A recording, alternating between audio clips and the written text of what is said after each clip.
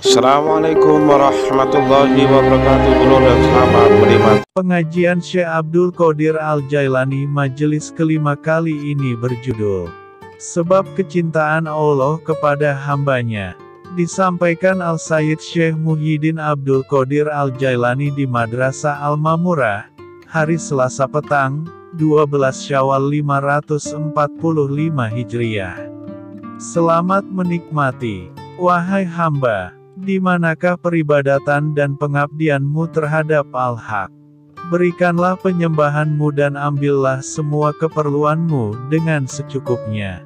Engkaulah hamba yang melarikan diri dari Tuhanmu, kembalilah kepadanya, rendahkanlah dirimu terhadapnya, tunduklah kepada perintahnya dengan melaksanakannya, tunduk kepada larangannya dengan menghentikannya. Bersabar serta pasrah dengan semua ketentuannya. Apabila semuanya ini telah engkau sempurnakan, maka telah sempurnalah penyembahanmu kepada pemeliharamu, dan datanglah kepadanya dengan kecukupan daripadanya.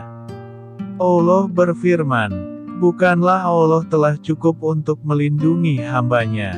Az-Zumar 36. Apabila pengabdianmu kepadanya sudah diakuinya, maka dia akan mencintaimu dan mengukuhkan kecintaanmu terhadapnya di dalam hatimu. Mententeramkan kamu dengannya, mendekatkan kamu dengannya sehingga engkau menjadi orang yang ridha terhadapnya dalam segala keadaan. Andai bumi ini terasa sempit bagimu, niscaya dia akan melapangkannya. Jika semua pintu terkunci buatmu dengan keluasannya, maka engkau tidak akan marah kepadanya dan kamu tidak akan mendekati pintu yang lain. Kamu juga tidak akan makan dari makanan yang lain, sebagaimana yang berlaku atas Nabi Musa AS, ketika Allah Ta'ala berfirman tentang dirinya, yang berbunyi, dan kami haramkan cegah Musa dari menyusu kepada perempuan-perempuan sebelum itu. Al-Qasas 12. Tuhan kita adalah Maha menyaksikan segala sesuatu, menghadiri setiap sesuatu, mengawasi setiap sesuatu serta dekat kepada setiap sesuatu. Bagi segala sesuatu yang berlaku, engkau tidak mungkin terlepas darinya. Tiada perintah yang diingkari sesudah diketahui.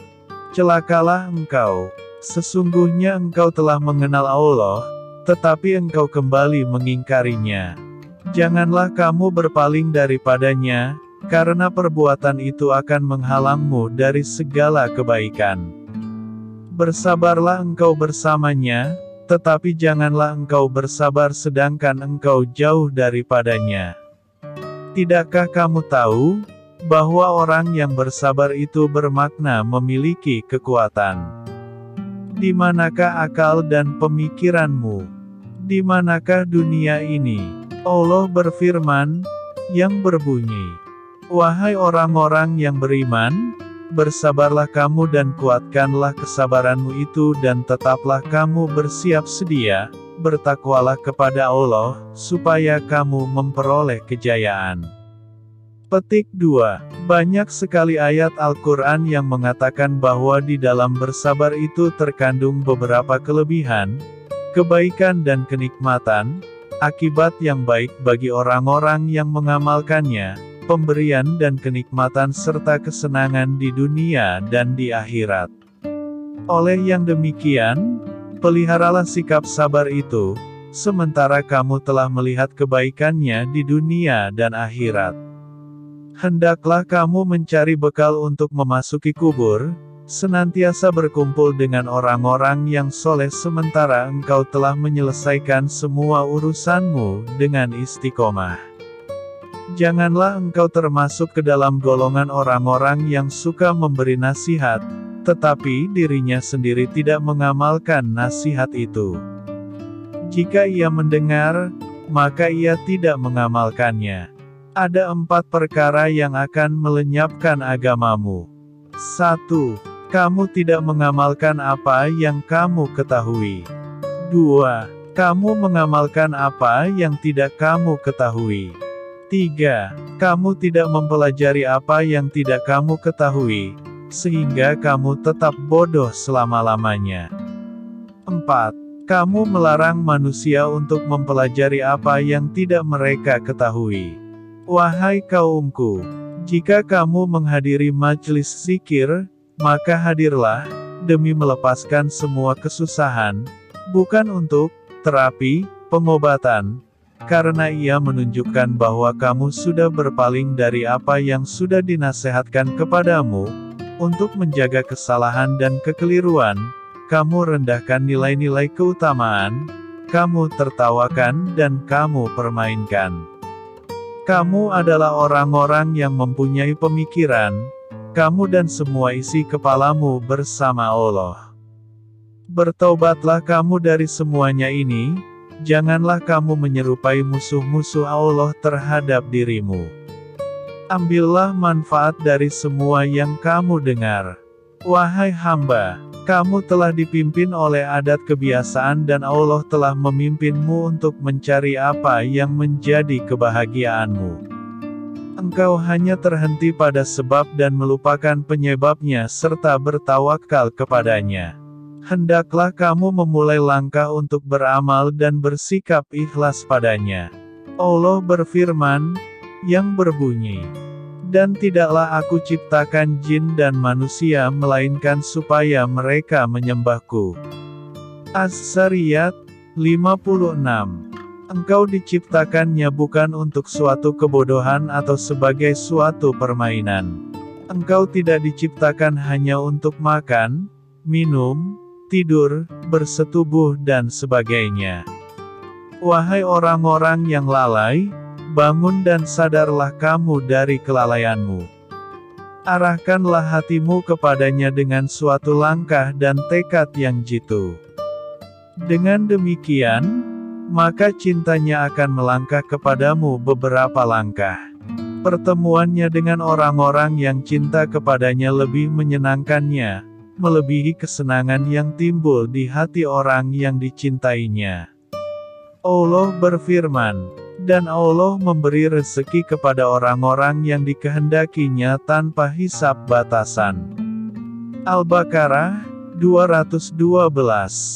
Apabila dia menghendaki seorang hamba untuk sesuatu urusan, maka dia akan menyediakan atau mempersiapkan jalan yang menyampaikan ke arah itu.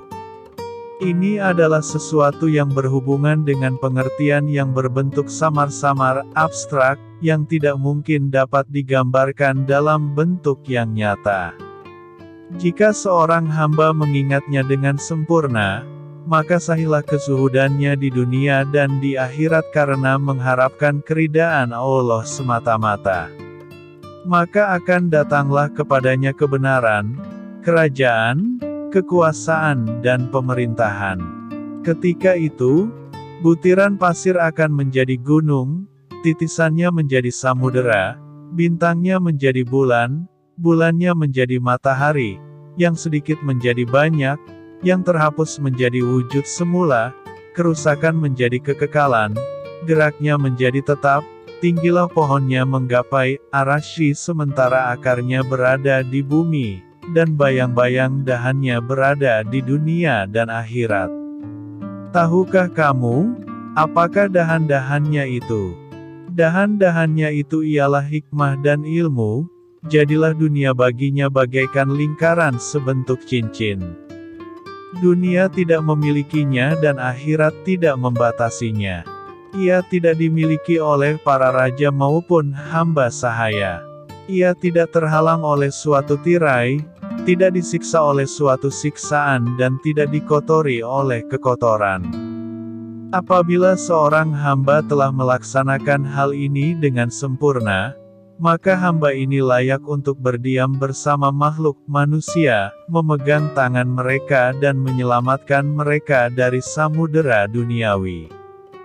Jika Al-Haq menghendaki agar hambanya menjadi hamba yang baik, maka dia akan memberi hidayah, mengajar mereka, mengawasi mereka, menerangi mereka, memberi kesempatan kepada mereka, mendekatkan mereka kepadanya dan memberikan sinar ke dalam hati mereka. Jika Dia menghendaki suatu kebaikan itu, maka Dia akan mewujudkannya.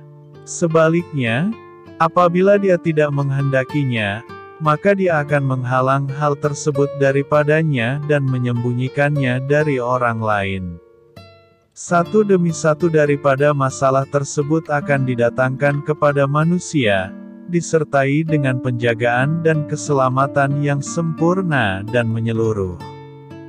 Dia akan memberi pertolongan dan petunjuk demi kemaslahatan dan kesejahteraan manusia. Seorang yang bersikap zuhud di dunia akan diuji dengan akhirat. Jika dia berzuhud dari dunia dan akhirat, maka dia akan diuji dengan Rabb dunia dan akhirat. Kamu telah terlena seakan-akan orang yang sudah mati, seakan-akan di hari akhirat kamu tidak akan dikumpulkan, seakan-akan kamu tidak akan dihisab di hadapan Al-Haq, dan seakan-akan kamu tidak akan melintasi jembatan As-Sirat Al-Mustaqim.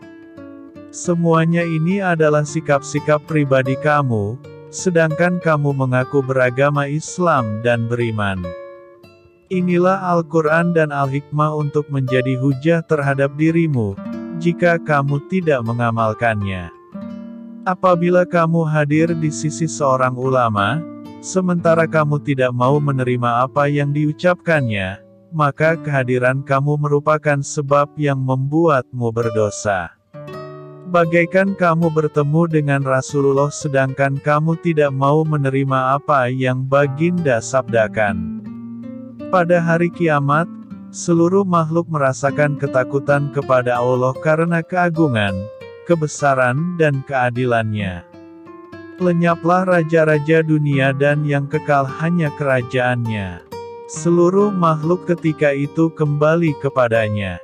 Lenyaplah raja bangsa-bangsa dan kekayaan mereka. Sementara kemuliaan Allah ke dalam jiwa semua hambanya dan semua negeri. Tiang yang menegakkan dunia adalah pemimpin dunia, yakni para pemerintah. Merekalah pemimpin dan ketua manusia, sebagai khalifah Allah di permukaan bumi, dari segi pengertian, bukan dari segi bentuknya. Hari ini adalah bayangan, sementara hari esok adalah kenyataan. Keberanian seseorang terhadap orang kafir, ialah di dalam peperangan melawan mereka dan tabah dalam perlawanan tersebut.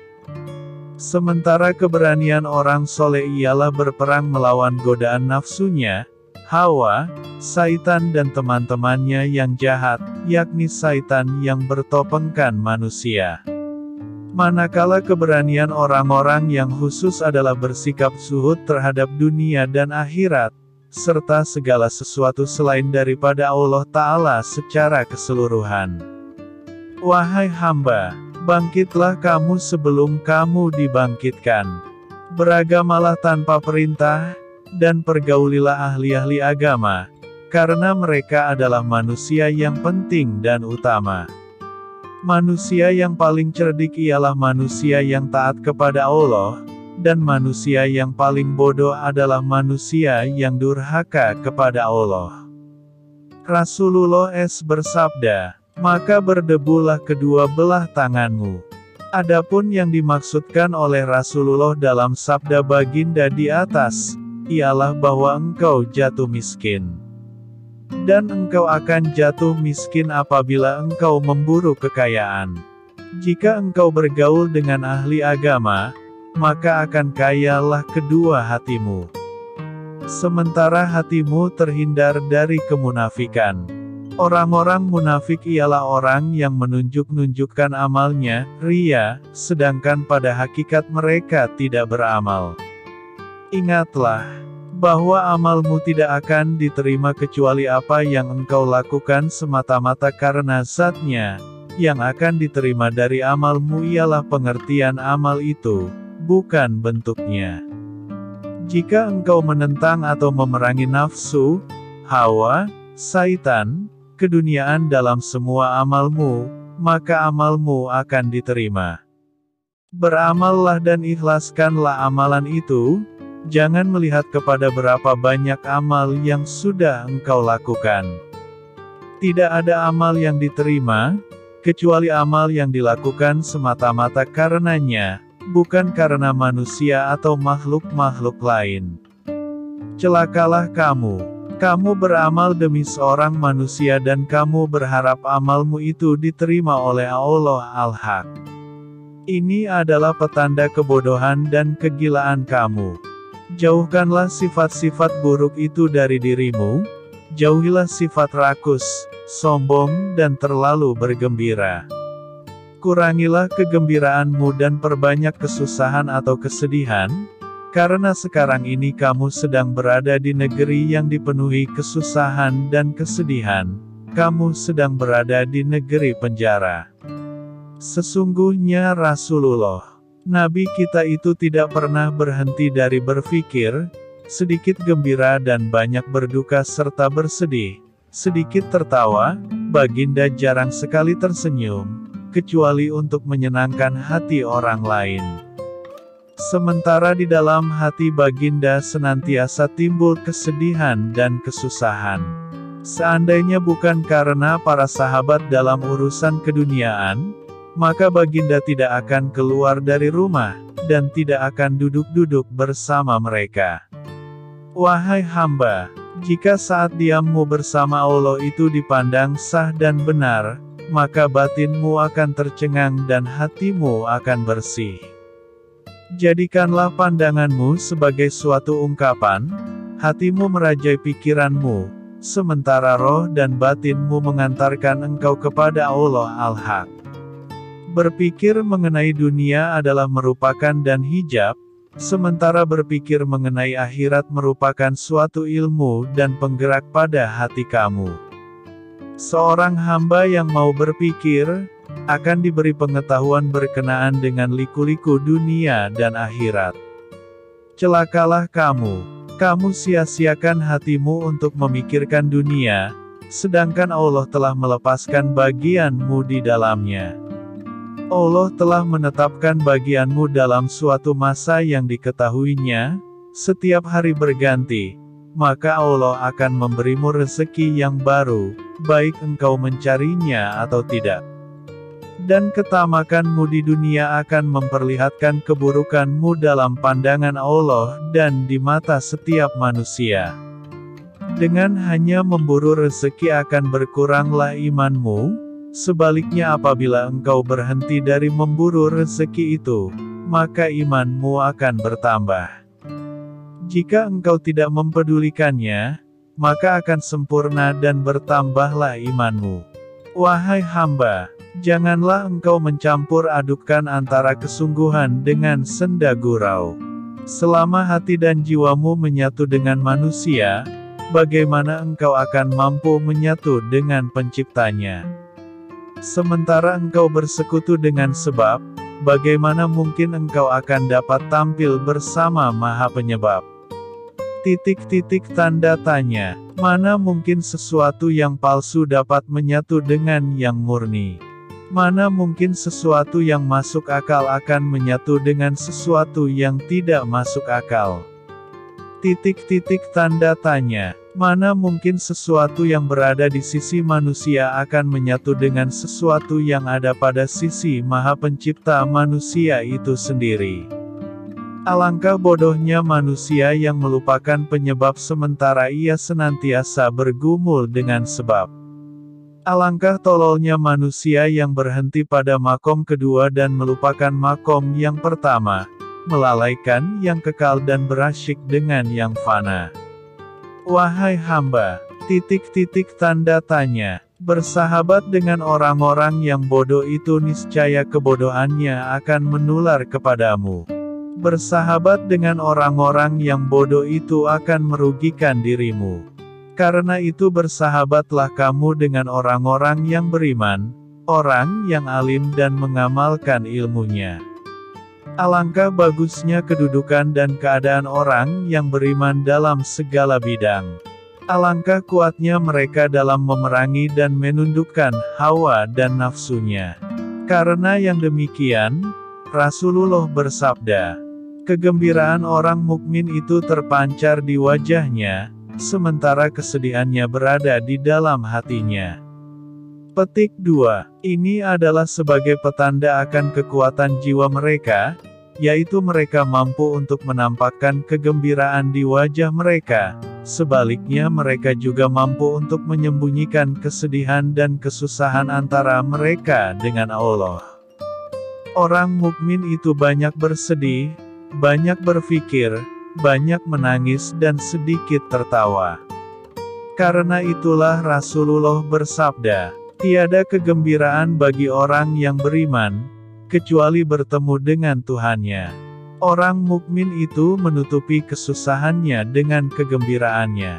Secara tegasnya, orang mukmin itu senantiasa bersikap dinamik dalam mencari keperluan hidupnya, sementara batinnya senantiasa bertafakur kepada Allah.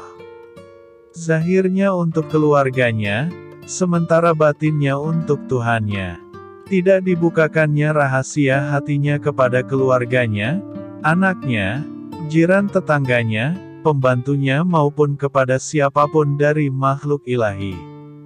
Selalu terngiang di telinganya sabda Rasulullah, yang berbunyi, "Mintalah pertolongan atas semua urusanmu dengan cara tersembunyi. Lah senantiasa menyembunyikan apa-apa yang berlaku ke atasnya. Jika ada sesuatu yang mendesaknya, atau mulutnya telah sempurna dengan suatu kalimah, maka ia mengalihkan permasalahan yang sedang dihadapinya itu dengan menggantinya, menutupi apa yang nyata darinya dan mengemukakan alasan terhadap apa yang nampak darinya. Wahai hamba, jadikanlah aku sebagai cerminmu, jadikanlah aku ini sebagai cermin hati dan batinmu, cermin semua amal dan perbuatanmu, mendekatlah kamu kepadaku, karena kamu akan dapat melihat apa yang ada di dalam jiwamu, yang kamu tidak mampu melihatnya apabila kamu berada jauh daripadaku.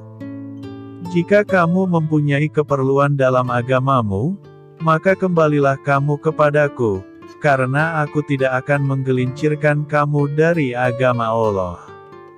Aku mempunyai kemauan yang keras untuk kembali kepadanya. Aku telah mendidiknya dengan tangan yang dingin, tanpa melalui jalan kemunafikan. Tinggalkanlah duniamu di rumahmu dan mendekatlah kamu kepadaku, karena aku telah bermukim di gerbang akhirat, diamlah kamu di sisiku dan dengarkanlah ucapanku, serta amalkanlah sebelum kamu mati. Lingkaran kekhawatiran kepada Allah, begitu juga dengan ketakutan. Jika engkau tidak merasa takut kepadanya, maka engkau tidak akan merasa aman di dunia dan di akhirat. Ketakutan yang bersumber dari Allah merupakan perwujudan dari ilmu pengetahuan. Karena itu Allah berfirman, "Sesungguhnya yang paling takut kepada Allah dari kalangan hambanya, ialah para ulama." Al-Fatir 28. Tidak akan takut kepada Allah, kecuali ulama yang mengamalkan ilmunya. Orang-orang yang beramal dan berilmu tidak akan menuntut ganjaran atau balasan dari Allah atas segala sesuatu yang dilakukannya. Tetapi mereka menghendaki zat al-haq, dan mengharapkan cinta dan ridanya, serta senantiasa berdekatan dengan hijabnya. Mereka menghendaki agar tidak tertutup bagi mereka pintu dunia dan akhirat. Mereka tidak mencintai apa yang ada di dunia, apa yang ada di akhirat dan apa yang ada pada selain Allah. Dunia ini adalah untuk kaum lain, dan akhirat juga untuk suatu kaum, sementara al-haq juga untuk suatu kaum, yaitu golongan manusia yang beriman, orang yang yakin, arif, cinta, takut dan tunduk kepadanya. Orang yang bersedih dan bergembira karenanya. Suatu kaum yang takut kepada Allah secara zahir dan batin, Allah itu gaib di mata kasar mereka dan hadir di dalam mata hati mereka. Bagaimana mungkin mereka tidak akan takut kepada Allah, sementara setiap hari mereka berada dalam suatu keadaan yang bergonta-ganti, yang ini ditolong dan pihak lain pula dihinakan, yang ini dihidupkan dan yang ini pula dimatikan, yang sepihak diterima dan pihak lain pula ditolak, yang sepihak didekati dan yang sepihak lagi dijauhi. Allah berfirman yang berbunyi, "Dan-lah tiada ditanya tentang apa yang diperbuatnya, tetapi merekalah yang akan ditanyai." Al-Anbiya 23. Ya Allah, dekatkanlah kami kepadamu dan janganlah Engkau jauhkan kami daripadamu. Demikianlah.